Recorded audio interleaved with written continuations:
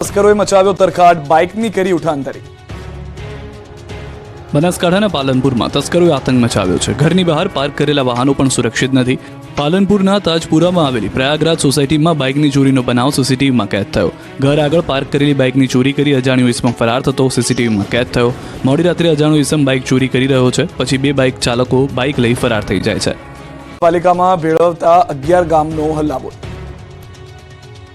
વલસાડ જિલ્લાની નવી બનેલી વાપી નગરપાલિકાના મહાનગરપાલિકામાં આજુબાજુના 11 ગામનો સમાવેશ કરવામાં આવ્યો છે। જોકે નવા સમાવેશ કરવામાં આવેલા ગામના કેટલાક લોકો દ્વારા મહાનગરપાલિકામાં સમાવેશનો વિરોધ કરવામાં આવી રહ્યો છે। વાંસદાના ધારાસભ્ય અને આદિવાસી અગ્રણી આનંદ પટેલની આગેવાનીમાં કોંગ્રેસના કાર્યકર્તાઓ અને 11 ગામના લોકો દ્વારા વાપીમાં વિરોધ પ્રદર્શન કરવામાં આવ્યું। મહાનગરપાલિકામાં સમાવેશ કરવાથી ગામના લોકોને વેરા વધારા સાથે અન્ય મુશ્કેલીઓનો પણ સામનો કરવો પડશે તેવા બહાને મહાનગરપાલિકામાં આ ગામનો સમાવેશ નહીં કરવાની માંગ ઉઠી છે। વાપીમાં વાપી મહાનગરપાલિકાના ઘેરાવનું આંદોલન કરવામાં આવ્યું, જે નિમિત્તે વાપીના મધ્યમાં ઝંડા ચોક યોજાયેલી રેલીમાં મોટી સંખ્યામાં લોકો પણ જોડાયા હતા। શરૂઆતમાં આનંદ પટેલ સહિતના અગ્રણીઓએ ઝંડા ચોક 4 પર નીચે જ બેસીને અને વિરોધ કર્યો। ત્યારબાદ રેલી સ્વરૂપે આનંદ પટેલ અને સ્થાનિક લોકો વાપી મહાનગર કચેરી પહોંચ્યા હતા। 11 ગામોના મહાનગરપાલિકામાં સમાવેશના વિરોધમાં માંગ સાથેનું આવેદનપત્ર આપ્યું હતું। માંડવીથી જળ જંગલ જમીન સંરક્ષણ પદયાત્રા નીકળી। જળ જંગલ જમીન બચાવવા માટે આદિવાસી સમાજના લોકો રોડ પર ઉતર્યા। માંડવી તાલુકામાં આદિવાસી સમાજના લોકો રોષ સાથે વિરોધ પ્રદર્શન કર્યું। માંડવી તાલુકામાં જળ જંગલ જમીન સંરક્ષણ પદયાત્રા નીકળી। અલગ અલગ મુદ્દાઓને લઈને આદિવાસી સમાજે યાત્રા કાઢી વિરોધ કર્યો। આ વિસ્તારમાં અભયારણ્ય પ્રોજેક્ટની એકના વિરુદ્ધમાં માંડવી ઉકાઈ વિસ્તારના વિસ્થાપિતોના ન્યાય માટે લોકોએ વિરોધ કર્યો। માંડવી શુગરના ખાનગીકરણ વિરુદ્ધ અને હાઈવે નંબર 56માં આદિવાસીઓની જમીનના સંપાદન વિરુદ્ધ રેલી યોજાઈ હતી, જેમાં માંડવીના માલાથી પદયાત્રા નીકળી માંડવી નગર ખાતે પહોંચી કચેરી આવેદનપત્ર પાઠવ્યું તો પ્રશ્નનું હલ ન આવે ત્યાં સુધી પદયાત્રા યોજવા ચીમકી ઉચ્ચારાઈ। ગેંગરેપ કેસમાં બંને આરોપીને જીવે ત્યાં સુધી કેદની સજા। સુરતના માંગરોળના ચકચારી ગેંગરેપ કેસમાં કોર્ટે બંને આરોપીને છેલ્લા શ્વાસ સુધી આજીવન કેદની સજા ફટકારી। 4.5 મહિના પહેલા નવરાત્રી સમયે કોસંબા પોલીસ સ્ટેશન વિસ્તારમાં સગીરા પર થયેલા ગેંગરેપ કેસમાં કોર્ટે ઝડપી ટ્રાયલ ચલાવી માત્ર 130 દિવસમાં ચુકાદો આપ્યો। ગેંગરેપ મામલે પોલીસે કુલ 3 આરોપીને ઝડપી પાડ્યા, જેમાં એકનું ટ્રાયલ દરમિયાન બીમારીના કારણે મોત થયું, જેથી 2 આરોપી સામે ટ્રાયલ ચાલી હતી અને બંનેને કોર્ટે શનિવારે કસૂરવાર ઠેરવ્યા। આ કેસમાં સગીરાની અને તેના મિત્રની જુબાની મહત્વની સાબિત થઈ। આ ઉપરાંત પોલીસે સાયન્ટિફિક પુરાવો પણ રજૂ કર્યા, જે પણ કોર્ટે માન્ય રાખ્યા। બનાવ સમયે ચંદ્રનો પ્રકાશ હોવાને કારણે આરોપીએ ફ્લેશ લાઇટ કરતા સગીરાએ આરોપીનો ચહેરો જોયો હતો। કોર્ટમાં પણ પીડિતાએ આરોપીને ઓળખી બતાવ્યો હતો। આ ગેંગરેપ કેસમાં મુન્ના કરબલી પાસવાન, રામ સજીવન અને શિવશંકર ઉર્ફે દયાશંકર ચોરસિયાને પોલીસે ઝડપી લીધા હતા। શિવશંકરનું મોત થતાં કોર્ટમાં અન્ય 2 આરોપીને સજા ફટકારી છે। મુન્ના પાસવાન અને રામ સજીવન ઉર્ફે રાજુ વિશ્વકર્માને જીવે ત્યાં સુધી સજા ફટકારી છે। અમેરિકામાં ઘૂસેલા વધુ 33 ગુજરાતીઓની થઈ હકાલપટ્ટી, પોલીસે વતન પહોંચાડ્યા। મોઢું છુપાવીને ભાગતા આ એ જ શખ્સો છે જે થોડા દિવસો પહેલા અમેરિકામાં ગેરકાયદે ઘૂસી કોલર ઊંચા કરી ડંફાસો મારતા। લાખો રૂપિયા આપી ડંકી રૂટથી અમેરિકામાં પ્રવેશી રોલા પાડતા ગુજરાતીઓને લીલા મોઢે વતન પરત આવવું પડ્યું છે। અમેરિકામાં ગેરકાયદે ઘૂસેલા લોકોને ઘર ભેગા કરી દેવામાં આવ્યા છે। આવા ભારતીયોને લઈને પ્લેન અમૃતસર પહોંચ્યું, ત્યાંથી રિપોર્ટ કરાયેલા વધુ 29 ગુજરાતીઓનું પ્લેન અમદાવાદ પહોંચ્યું। ગયેલા ભારતીયો ખુખાર જંગલમાં ફસાયા, દ્રશ્યો જોઈ ધ્રુજી જશે। જો તમને ડંકી રૂટથી અમેરિકા જવાનું ભૂત ચડ્યું હોય, ડોલર છાપવાનો નશો ચડ્યો હોય તો એકવાર આ દ્રશ્યો જોઈ લો। બીજી વાર ડંકી રૂટથી અમેરિકા જવાનું તો છોડો, પરંતુ જવાનો વિચાર પણ નહીં આવે, કેમ કે ડંકી રૂટથી અમેરિકા જતા કેટલાક ભારતીયોનો સૌથી ખતરનાક વિડીયો સામે આવ્યો છે, જેમાં કેટલાક ભારતીયો ડંકી રૂટથી પનામાના ખુખાર જંગલોમાંથી પસાર થતા જોવા મળી રહ્યા છે।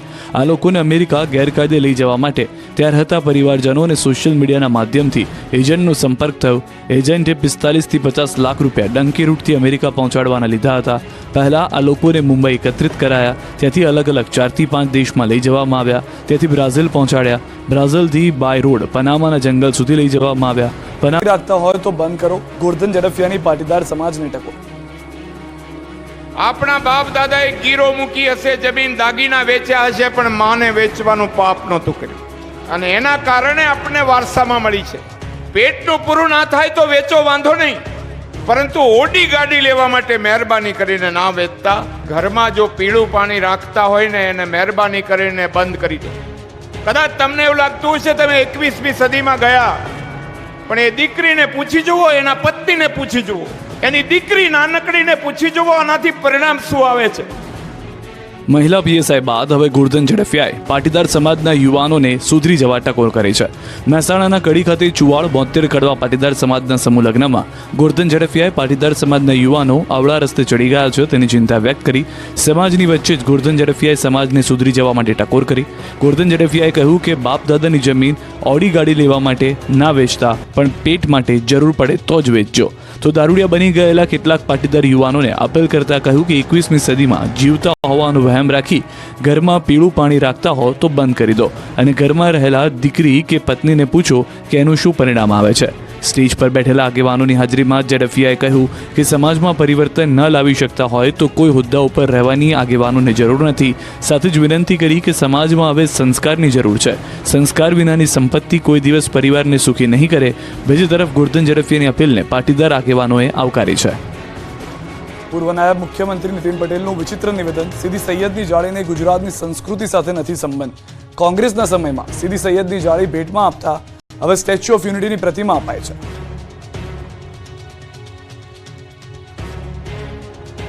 કોંગ્રેસની સરકારો હતી એટલે મારે કહેવું ના જોઈએ. બહારથી મહેમાનો આવે ત્યારે શું ભેટ આપતા હતા? સીધી સૈયદની જાળી. હવે પેલી જાળી અમદાવાદમાં છે ને, ઇતિહાસમાં ચોપડીઓમાં તમે જોયું હશે. આખા ગુજરાતને કંઈ લેવા દેવા નહીં. ગુજરાતની સંસ્કૃતિને એની જોડે લેવા દેવા નહીં. આપણા સનાતન ધર્મને એની જોડે લેવા દેવા નહીં. પણ પરદેશથી કે બહારથી કોઈ મહેમાન આવે એટલે કોંગ્રેસના નેતાઓ એ સીધી સૈયદની જાળી એને ભેટ આપતા હતા. હવે એ બધું બદલાઈ ગયું. સ્ટેચ્યુ ઓફ યુનિટી, સરદાર વલ્લભભાઈની પ્રતિમા બધા ભેટ આપે છે. ધક્કા ગાડી. જોર લગા કે હૈસા કરી લોકોએ એસટી બસને માર્યા ધક્કા. દ્વારકાના જામખંભાળિયામાં એસટી બસની બસ અધવચ્ચે જ બંધ પડી જતા ધક્કા ગાડી બની ગઈ હતી. જામનગર પોરબંદર રૂટની બસ જામખંભાળિયા બસ સ્ટેન્ડ પાસે પહોંચી હતી ત્યારે અચાનક રસ્તા વચ્ચે બસ બંધ થઈ જતા લોકોને ધક્કા મારવા પડ્યા. પહેલા તો ડ્રાઈવરે બસ શરૂ કરવા પ્રયાસ કર્યા પણ કોઈ પણ વાતે બસ શરૂ ના થઈ, જેથી પરસેવો છૂટી ગયો. બાદમાં બસમાં બેઠેલા મુસાફરો પાસે ધક્કા મરાવ્યા. નર્મદાના નાંદોદ પંથકમાં હાથીપગા રોગની એન્ટ્રી. નર્મદા જિલ્લાના નાંદોદ તાલુકામાં હાથીપગાના 3 શંકાસ્પદ કેસો નોંધાતા જિલ્લા આરોગ્ય તંત્ર દોડતું થઈ ગયું. આરોગ્ય વિભાગ 3 દિવસ સામૂહિક દવા ગળાવવા મોપ અપ રાઉન્ડનું આયોજન કર્યું હતું. તો રાજપીપળા શહેરમાં કુલ 9 વોર્ડમાં ડોર ટુ ડોર દવા ગળવાનું અભિયાન ચાલુ કરવામાં આવ્યું. બંને તાલુકામાં કુલ 3,77,000 લોકોને DEC તથા આલ્બેન્ઝોલ નામની દવાઓ ગળાવવામાં આવી છે. નર્મદા જિલ્લાના નાંદોદ તાલુકામાં 3 શંકાસ્પદ લક્ષણો દેખાતા આરોગ્ય વિભાગ તુરંત એક્શનમાં આવી ગયું. નાંદોદ તાલુકામાં 227 અને દેડિયાપાડામાં 310 કર્મીઓની ટીમ ઉતારી છે. આ રોગને અટકાવવા આરોગ્ય વિભાગ દ્વારા 3 દિવસ દરમિયાન આંગણવાડી, શાળા અને કોલેજોમાં બાળકો માટે તથા અન્ય પુખ્ત વયના લોકોને ટીમો દ્વારા ઘરે ઘરે રૂબરૂમાં DEC તથા આલ્બેન્ઝોલ નામની દવાઓ ગળાવવામાં આવી છે. રાજકોટના ડીમાર્ટથી આઈસ્ક્રીમ ખરીદતા પહેલા સાવધાન, નીકળ્યો વાસી. રાજકોટવાસીઓ, જો તમે ડીમાર્ટમાંથી આઈસ્ક્રીમ ખરીદ્યો હોય તો ચેતી જજો, કેમ કે રાજકોટના ડીમાર્ટમાંથી ખરીદેલું આઈસ્ક્રીમ વાસી નીકળતા ગ્રાહકો ચોંકી ગયા. ગ્રાહકે ડીમાર્ટમાંથી આઈસ્ક્રીમની ખરીદી કરી હતી અને પોતાના ઘરે લઈ આવ્યો હતો. જોકે ઘરે આવીને આઈસ્ક્રીમનો ડબ્બો ખોલતા જ ગ્રાહક સ્તબ્ધ થઈ ગયો. ડબ્બામાં રહેલ આઈસ્ક્રીમ વાસી હતો, જેને પગલે તે પાછો ડીમાર્ટ આવ્યો અને મોલના કર્મચારીને જાણ કરતા તેમણે વાસી આઈસ્ક્રીમ પરત લીધો હતો. પરંતુ સવાલ એ છે કે ડીમાર્ટના સંચાલકો શું લોકોના આરોગ્ય સાથે ચેડા કરવા માંગે છે? કેમ વાસી આઈસ્ક્રીમ ફ્રીઝરમાં રાખવામાં આવ્યો? ડાયમંડ બુર્સ ધમધમતું થયું. ડ્રીમ સિટી પોલીસ સ્ટેશનનું ઉદ્ઘાટન. સુરત ડાયમંડ બુર્સમાં ડ્રીમ સિટી પોલીસ સ્ટેશનનું થયું ઉદ્ઘાટન. કેન્દ્રીય જળશક્તિ મંત્રી CR પાટીલ અને રાજ્યના ગૃહ રાજ્યમંત્રી હર્ષ સંઘવીના હસ્તે ઉદ્ઘાટન કરાયું. સુરત શહેરનું આ 40મું પોલીસ સ્ટેશન છે, જે વિશેષ કરીને સુરત ડાયમંડ બુર્સ અને ખજોદ ગામ માટે બનાવવામાં આવ્યું છે. સુરત ડાયમંડ બુર્સમાં કરોડોની કિંમતના હીરાની હેરાફેરી થતી હોય છે. તેને લઈને અહીંયા વિશેષ સુરક્ષાની જરૂર હતી, જેમાં ગુજરાત સરકારે ડ્રીમ સિટી પોલીસ સ્ટેશનને મંજૂરી આપી. સાથે જ સુરત ડાયમંડ બુર્સને અલાયદું પોલીસ સ્ટેશન આપવા બદલ ડાયમંડ બુર્સના ચેરમેન અને ગોવિંદભાઈ ધોળકિયાએ રાજ્ય સરકારનો આભાર વ્યક્ત કર્યો. તો રાજ્યસભાના સાંસદ અને સુરત ડાયમંડ બુર્સના ચેરમેન ગોવિંદભાઈ ધોળકિયાએ હીરામાં મંદીને લઈને રત્ન કલાકારોની કફોડી સ્થિતિની ચિંતા વ્યક્ત કરી અને ખાતરી આપી કે રત્ન કલાકારોની સહાય માટે વિશેષ બોર્ડની કેન્દ્ર સરકાર સમક્ષ રજૂઆત થઈ છે. બીજી તરફ સુરત ડાયમંડ બુર્સમાં માત્ર 100 જેટલી ઓફિસ શરૂ થઈ છે. આગામી 21મી તારીખે વધુ 100 જેટલી ઓફિસો શરૂ થવાની શક્યતા છે. ગિરનારને ફળ્યો રોપવે પ્રોજેક્ટ. 32 લાખ લોકોએ લીધી મુલાકાત. જૂનાગઢના ગિરનારને રોપવે પ્રોજેક્ટ ફળ્યો છે. અત્યાર સુધીમાં 32 લાખ લોકો રોપવેથી ગિરનારની મુલાકાત લઈને માતાજીના દર્શન કરી ધન્યતા અનુભવી રહ્યા હતા. રોપવે પ્રોજેક્ટ જ્યાં સુધી શરૂ થયો ન હતો ત્યાં સુધી જૂજ લોકો જ ગિરનારની મુલાકાતે આવતા હતા, પરંતુ જ્યારથી રોપવે સુવિધા શરૂ થઈ ગઈ છે ત્યારથી સૌરાષ્ટ્ર તથા મહારાષ્ટ્રમાં મોટી સંખ્યામાં શ્રદ્ધાળુઓ ગિરનાર દર્શને આવી રહ્યા છે. ગિરનારની ટોચ પર આવેલા અંબાજી મંદિર તથા દત્તાત્રેય ભગવાનના મંદિરે દર્શન કરી સહેલાણીઓ ગિરનાર પર્વતની આસપાસના વાતાવરણને પણ માણી રહ્યા છે. અત્યાર સુધીમાં 32 લાખ લોકો રોપવેથી ગિરનારની મુલાકાત લઈ ચૂક્યા છે. ગિરનારની મુલાકાતે આવતા સહેલાણીઓમાં સૌથી વધુ 40% લોકો મહારાષ્ટ્રના છે. ઉપરાંત ગુજરાતના, રાજસ્થાન સહિતના લોકો પણ દર્શને આવે છે. સ્થાનિક સ્વરાજ સંસ્થાઓની ચૂંટણીનું આવતીકાલે પરિણામ. આવતીકાલે 5084 ઉમેદવારોના રાજકીય ભાવિનો ફેસલો. જૂનાગઢ મહાનગરપાલિકાની ચૂંટણીનું પણ આવતીકાલે પરિણામ.